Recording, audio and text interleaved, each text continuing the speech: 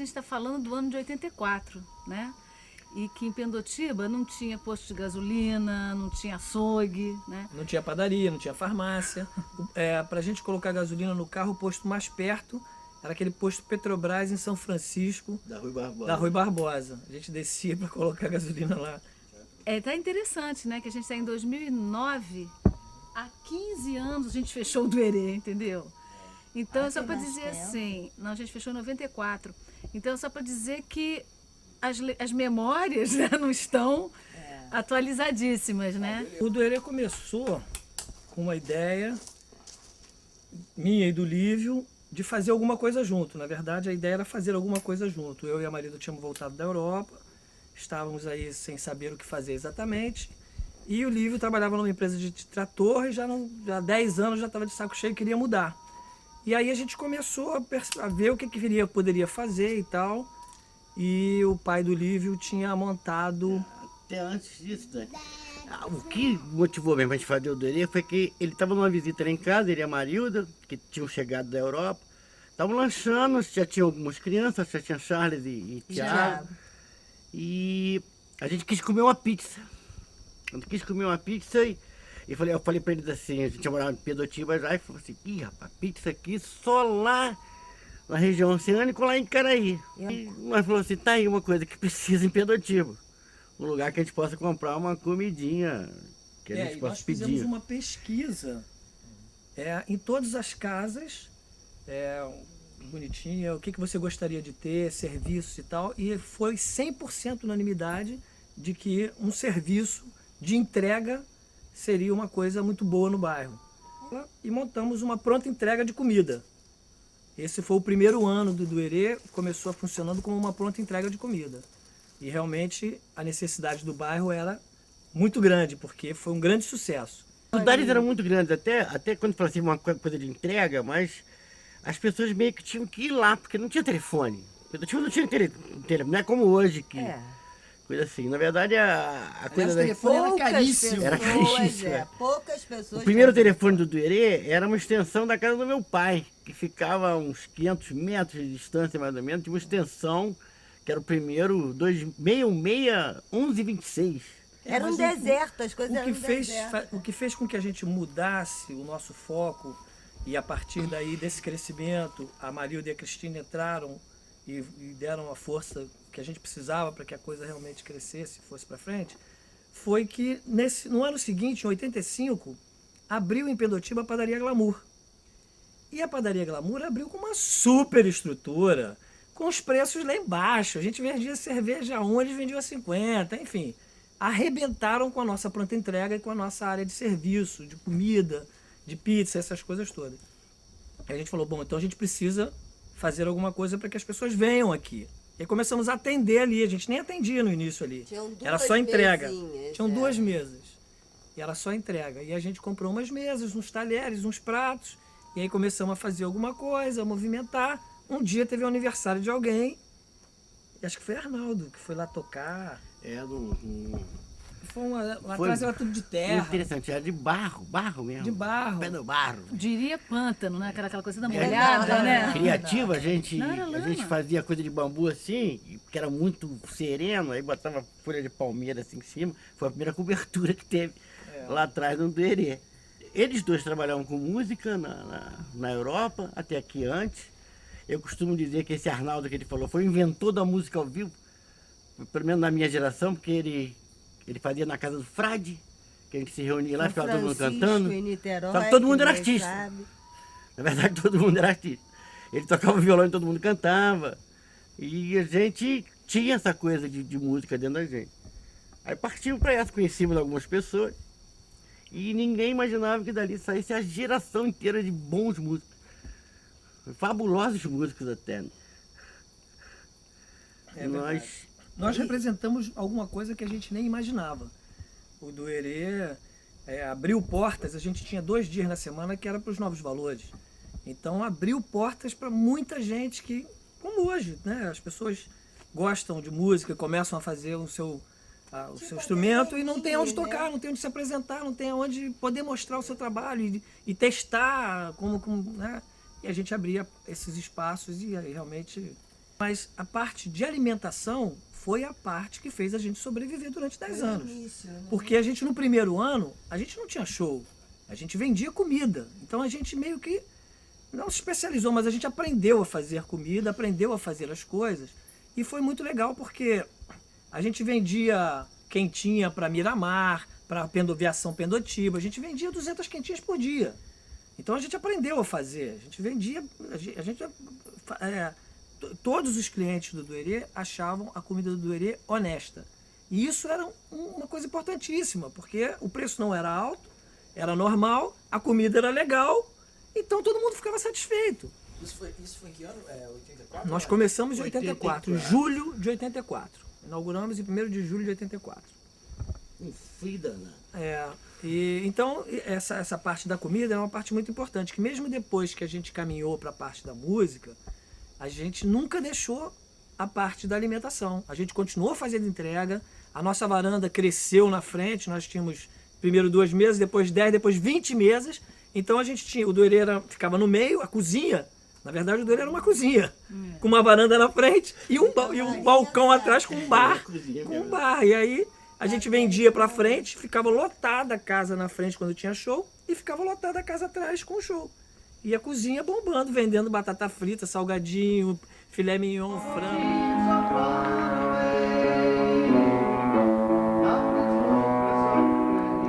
Eu não lembro quando eu cheguei, mas eu lembro que eu tinha um bar, que foi a falência. E no dia que a gente fechou, que a gente faliu, a gente saiu do bar e fomos pro Duerê. Encher a cara, claro. Tomamos todas. Nesse dia, eu conheci o Daniel Damasceno, que era um dos sócios, e a gente bateu papo a noite inteira, tal, os 2 bêbados. Ele me contratou. No dia seguinte eu apareci lá, né? Opa, vou trabalhar, tô aqui. Ele, quem é você? Você me contratou ontem à noite. Ele, então tá bom, então vamos fazer um teste. E aí eu comecei como garçonete lá na frente, na parte da frente do Duerê, que era um lugar muito legal, onde o pessoal se juntava para contar piada. Às 6 horas da tarde, a gente abria às 4, mas às 6 horas começava a chegar o pessoal da faculdade, que matava a aula lá. Né? Aos sábados chegava uma coroada bacana também, e a gente se divertiu muito ali. Era muita piada, muito riso, até a hora de começar o show. Né? Era muita farra. A gente estava junto de segunda a segunda, de 4 da tarde às 7 da manhã. A gente só parava de se ver na hora de dormir, né? Bom, eu na verdade comecei como frequentador, né? Eu vi uma programação um dia assim, vi assim, Clara Sandrone, eu falei, caramba, Clara Sandrone, Jardim Macalé, eu falei, tudo isso assim, pertinho aqui da minha casa. Aí eu fui lá ver o show, vi e comecei a ir. Aí um dia eu vi eles conversando que estavam precisando de gente para portaria, eu estava sem fazer nada, me candidatei. Aí comecei a trabalhar na portaria, junto com a Carla, que também não está aqui, que fechava o gol. Liv e Daniel começaram a me ensinar a trabalhar com o som, com equipamento de som. Comecei a fazer o som, comecei a fazer luz aí também, fazia as 2 coisas ao mesmo tempo, muitas vezes, corria lá, corria cá. Depois comecei a trabalhar com divulgação também.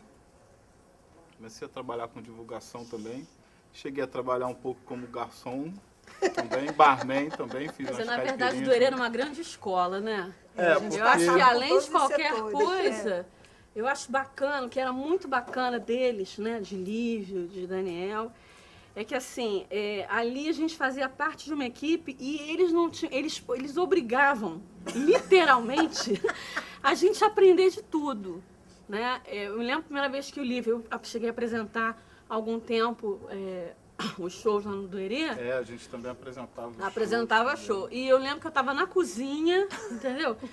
Descabelada, e Lívio batendo nas minhas costas. Você vai anunciar o show hoje? Eu, como assim? Pode ir lá pro palco. Então era assim, as coisas aconteciam dessa maneira. Ele fez isso comigo também. Isso era muito legal.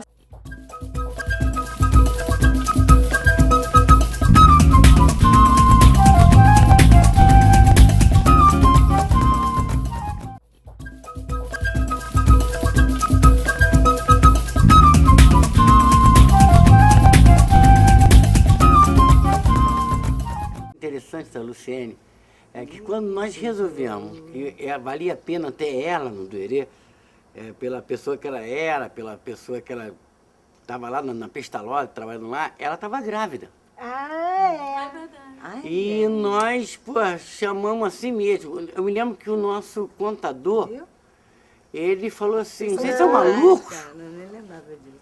Pô, você vai contratar uma grávida? Vou chorar. Aí falou assim, vamos. Eu e o Daniel falamos para ele assim, vamos, porque gravidez não é doença não, cara. E passou. E, porra, aí depois ela continuou trabalhando lá.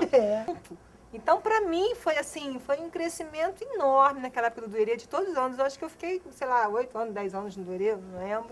Tá velho. Mas assim, Isso tudo tá velho. Eles que agregaram essas pessoas, eles que nos fizeram ser amigos, como somos até hoje. Eu frequento a casa dela, eu sou madrinha de casamento dos dois, que começaram a namorar no Duerê, que casaram, né, no Duerê, e eu sou madrinha dele. O Duerê foi um palco que recebeu, que abriu a porta para um monte de gente que não tem, que hoje em dia está órfão também. Né? Não tem mais onde tocar. Todos os músicos falam comigo, Lúcia, vocês têm que voltar com o Duerê, a gente não tem espaço, não tem mais onde se reunir, porque todos os músicos saíam dos seus shows, você vê, o cara tocava a noite inteira, lá no Mistura Fina, não sei aonde, não sei das quantas, no Rio, lugar de bacana, e vinha aqui para o meio do mato, uma estrada cheia de curva, escura, às 3 horas da manhã, com o seu instrumento embaixo do braço, para tocar por prazer, por amor. Então, o Duerê, assim, o Duerê era uma casa que recebia as pessoas e que dava espaço para a Zélia Cristina, que hoje é Zélia Duncan. Foi um dos primeiros shows dela em Niterói, foi no Duerê. Ela chegou lá para Lívio, entendeu? E Lívio, no dia que ela tocou lá, o Lívio falou assim, essa menina vai estourar. Essa menina vai arrebentar. O Duerê era um lugar onde, que eu lembre, quase que o único lugar onde realmente as coisas aconteciam. Faz bastante tempo, mas era um lugar que a gente gostava de ir. Um lugar lá meio, um pouco no meio do mato parecia, tinha um clima meio hippie, mas era um lugar de boa música. Eu mesmo assisti shows lá, vi Joyce cantar. Era um lugar que causava interesse. Quem passava por lá que sabia que lá era um lugar onde as pessoas iam para ver o que acontecia.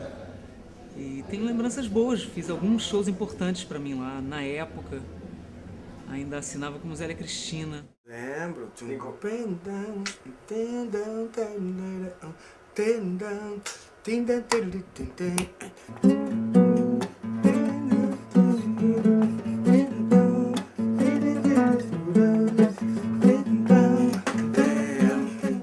O Duerê foi um lugar de resistência assim, artística de Niterói, não só de Niterói, do Rio de Janeiro, do Brasil, que vinham pessoas do Brasil todo tocar. E era um lugar que, primeiro com a filosofia ligada à arte full time, ao movimento, à diversão. E assim, eu pude participar desse movimento, foi em fase que eu tinha 20 anos, 22 anos, já trabalhava como profissional, mas também me desenvolvi artisticamente no Duerê. Porque é assim, uma nostalgia muito gostosa, um lugar que proporcionou muitas diversões, muita cultura, era um ponto de encontro realmente interessante em Niterói. Começou pequenininho, só como um restaurante, e depois eles começaram realmente a colocar música, teatro, aulas de dança, enfim, muita coisa. Olha, tem coisas que você não explica, né? Você sente. E é importante, por exemplo, eu tenho um negócio muito sensitivo, assim, de eu chego na casa, olha, começo a olhar a casa de alguém, qual é o meu lugar? Né? Eu olho assim, pô, deve ser ali. Vou lá, sento lá no sofá e tal. Falo, não é aqui não. Aí até eu sempre encontro. Falo, aqui. Não vou sair daqui nem para me servir do negócio lá, porque meu lugar é aqui. Você acha seu lugar o lugar que te aconchega, né? E o Duerê, se você perguntar por que o Duerê, eu não sei. Eu não sei, eu tenho a impressão que muito mais pelas pessoas que transitavam ali, que trabalhavam por ali, do que o próprio lugar em si. Eu acho que se essas pessoas fossem para outro lugar simpático, claro. O lugar seria feito também. Nem o nome, quer dizer, o nome do Herê hoje é importante porque você lembra de tudo, você fala, lembra do Herê? Então o nome passa a ser importante. Mas eu acho que mais importante é esse astral que tinha lá. Muita coisa. Eu cresci vendo o Duerê, assim, foi a minha grande referência aqui de Niterói, do que se tinha de bom para fazer. Na época não existiam os teatros, estavam completamente largados. E aquela turma, Marilda, Lívio, Daniel, Marcelo, Cristina, era um astral assim único. E assim, todo mundo se apaixonava pelo Duerê. Vileline, Zé Ramalho. Olha, era um teatro, era mais do que um projeto Pixinguinha, entendeu? Porque passava todo mundo de tudo quanto é qualidade de espectro musical. Hermeto Pascoal, Zé Geraldo, Leni Andrade, quantas vezes eu vi. Azimuth, e sempre naquele clima maravilhoso de lado do Herê, aquele jardinzinho atrás, aquele conforto lá. A gente gostava das pessoas que estavam ali fazendo aquilo, a gente acreditava neles, eles acreditavam na gente. Era uma época de muita batalha de todo mundo, mas era um lugar que tinha credibilidade. A gente gostava de ir lá, se sentia bem naquele palco. Era um lugar informal, bem informal, mas onde a música boa acontecia. Por exemplo, hoje em dia eu não vejo um lugar assim em Niterói. Eu moro no Rio, não conheço tanto a vida noturna assim, né? É minha cidade, que eu adoro, mas eu não vejo um lugar estar no circuito da música como o do Herê estava nos anos 80. Realmente nunca mais eu soube. Eu saberia, porque eu ia querer cantar nesse lugar se ele existisse. E não rola. Seria muito bom ter um lugar assim. Assim como foi o Jazz Mania aqui no Rio, eu acho que era um pouco... com uma estrutura um pouco diferente, mas era o que proporcionalmente significava o Duerê pra gente em Niterói naquela época. Junto com o Heitor TP, com o Julinho Martins, que é um pianista que mora na Suíça, Heitor TP mora nos Estados Unidos. Eu fiz show no Duerê com o Cama de Gato várias vezes. Fiz um dos primeiros shows da minha carreira no Duerê. Eu fiz shows com o Carlos Malta, Carlos Bala, com o Renato Neto, que é um pianista que toca com Prince hoje em dia, Beth Bruno, Paulinho Soledade. Levado pelas pessoas. Aí eu pergunto assim, por que não se faz um Duerê? Eu não acredito em fazer um Duerê onde era o Duerê. As coisas mudaram, né? O trânsito mudou, deve ter capaz de ter prédio hoje lá perto e tal. Mas fazer outros Duerês, porque a gente precisa tanto de Duerê por aí, né? Acho que o Brasil inteiro podia ter vários Duerês. Esse projeto Bossa Sempre Nova foi uma coisa engraçada, porque a Bossa Nova ela ficou quase que escondida desde a Revolução, e com uma certa razão, porque na hora da Revolução você não podia cantar Você Viu Caso Só Que Amor, né? Nunca vi coisa assim, quando o pau estava comendo, entende? Então foi substituído por Mas a Terra é de Ninguém. Quer dizer, naquela hora precisava de uma música forte, porque com música você podia passar o que você estava sentindo, você podia às vezes enganar a censura, né? Quantas vezes a gente enganou a censura, né? E então a Bossa Nova ficou ali de molho esse tempo todo, até que começou a voltar. A coisa da democracia começou a voltar. Então, Bossa Sempre Nova, me parece, assim, na minha lembrança, foi o primeiro projeto que se falou da Bossa Nova novamente, como uma coisa nova. Quer dizer, ela não parou aqui. Quantos compositores fizeram música depois disso, né? Não foi só a Garota de Ipanema que ficou ali parado. Aí veio esse projeto, não sei como é que foi criado. Eu sei que, olha, vai ter um negócio do Duerê, e Bossa Sempre Nova, você topa? Eu digo, claro. Nem sei mais quem foi. Parece que Donato foi, me lembro de uma vez que Donato foi, não sei mais. Mas não importa, quer dizer, foi a primeira vez que eu reouvi falar da Bossa Nova como uma coisa eternizada ali, que estava fazendo, que estava trazendo coisas novas novamente, né? E daí em diante você pode ver que as coisas foram surgindo. Nunca trabalhei tanto na minha vida, nem no começo da Bossa Nova, eu trabalhei tanto como trabalho hoje. E aí a coisa foi se tornando tornando um momento que foi acabando, né? E eu diria que o Duerê foi acabando devagarinho dentro da gente. A concentração foi para outros lugares, né?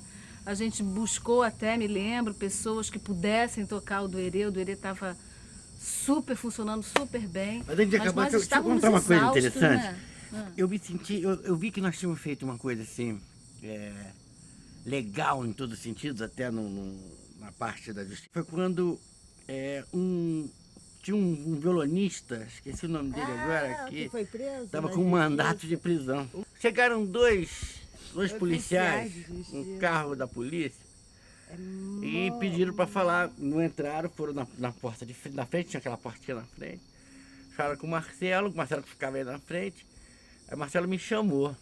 Eu cheguei lá e falei assim, não, nós estamos aqui com mandato de prisão que nós vamos fazer contra o senhor, falou o nome do cara.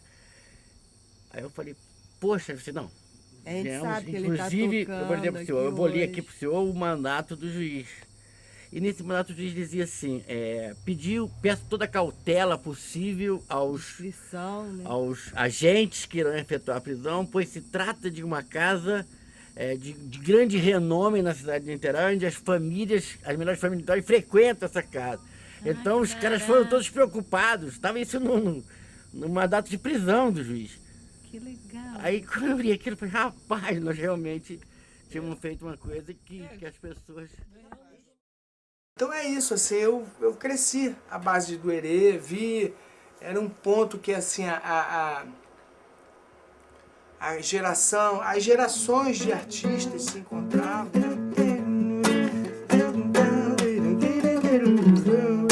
E aí seguia, geração Duerê. Show de bola.